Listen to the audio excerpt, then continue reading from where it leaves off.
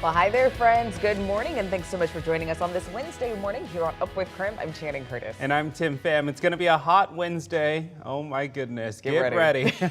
Jinx. Meteorologist Thomas Patrick in the Weather Center now to tell us more about today's forecast. But Thomas, you're also taking a look at yesterday's forecast because I was watching your Twitter account and you let us know immediately when we hit those triple digits yesterday. Yeah, it was right in the mid of the afternoon. It wasn't just that we hit 100, a record-breaking 102 yesterday. So if you were ready yesterday, you should be ready again for today because it is about exactly the same as what we are forecasting. Nearly everyone hit record highs yesterday. The only exception was in Pullman. At 100 degrees, that was a degree shy of the record. But Spokane, we broke it by 3 degrees yesterday, and today forecasting a record tying 101 as we will, for the second straight day, hit that 100-degree mark. Our morning temperatures are similar to yesterday as well. We'll also be tracking high fire danger later in the week, but our update from the National Weather Service this morning is that the Okanagan Valley is currently under a red flag warning. That for today because the northerly winds coming down the valley could gust between 30 or 35 miles per hour. This morning, a fire burning near Athol is prompting level 1 get-ready evacuations. So just yesterday, the Sarah Loop Fire forced all residents of Athol to evacuate their homes. Now, right now, that fire has burned about 60 acres and is 80% contained. The square that's highlighted on your screen right now is still under level 1 evacuations. Thankfully, no homes have burned down, but 2 buildings were burned. One outbuilding or shop, don't know exactly how to describe it, lost, but there weren't any houses. And I want to credit the firefighters for doing a great job on that. I mean, we had 520 some houses in the direct path of this fire. So to think, or 525 structures. So to think that, the possibilities, we only lost one small shop, that's pretty incredible. Right now, officials are not exactly sure what caused this fire, but they will continue investigating over the next several days. Now to another fire burning in North Idaho. The Ridge Creek fire near Hayden Lake has grown to more than 2,700 acres. And as of this morning, it is only 15% contained.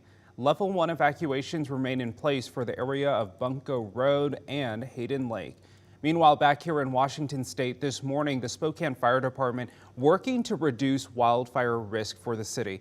The fuel reduction program is in its first year. The program's goal is to reduce fire fuel throughout Spokane. And one of the ways they're doing this is by cutting off branches on the lower parts of trees. Fire officials say thinning trees help them contain fires from spreading. Well, I think it's great. I mean, it's something that's needed. That danger exists in a lot of communities. I think Spokane, we're second in the state for having the highest risk. The goal is to reduce the fire risk in 2,500 acres in Spokane over the next 5 years. So far, they have reduced the risk in about 100 acres. Right now, crews are starting work on Spokane's South Hill and Beacon Hill. Well, we are now days into this heat wave, and at this point, I think it's safe to say that we could all use a little break from the heat. But thankfully, the city of Spokane has several cooling centers open for people to use. Yeah, these are very helpful. Spokane libraries are opening up to help people cool off. This includes the Central, Liberty Park, Shadle Park, Hilliard, South Hill, and Indian Trail libraries. They open at 9 a.m. and close at 7 p.m. They have the same hours tomorrow. There's also more support available at the Trent Resource Shelter. And if you need a ride, Spokane Transit is offering free fare if you are heading to a cooling shelter. The splash pads and pools at city parks are also open for free for people to use. Now, speaking of all this heat, in Spokane, we get our official temperature from a thermometer that's out at the Spokane airport. But that isn't necessarily the temperature everywhere in the city. So this morning, our Nicole Hernandez is joining us live to break down just exactly how this works. So Nicole, some places can actually be hotter than our official reading, right?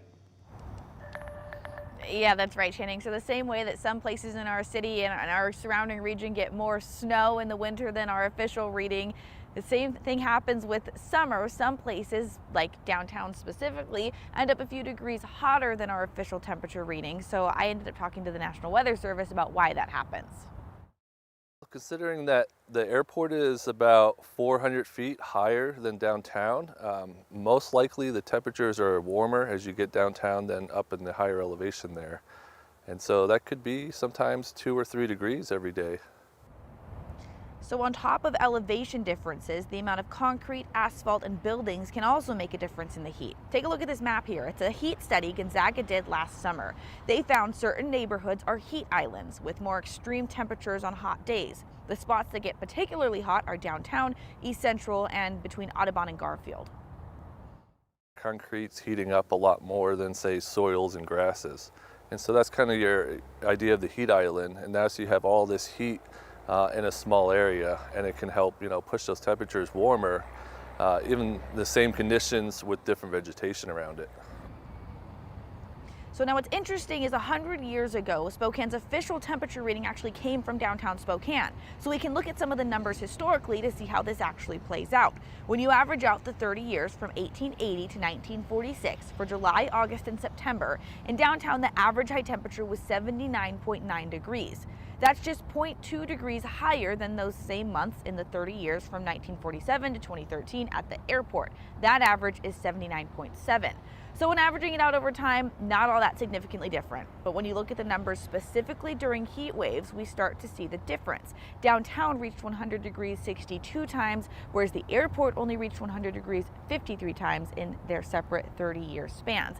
And remember, the data that we're looking at from downtown is from the late 1800s and early 1900s, basically 100 years ago. So since then, we're seeing those heat island effects become even worse because we have more urban development, more buildings, more asphalt, more concrete all over the downtown area. In Spokane, Nicole Hernandez, KREM 2 News.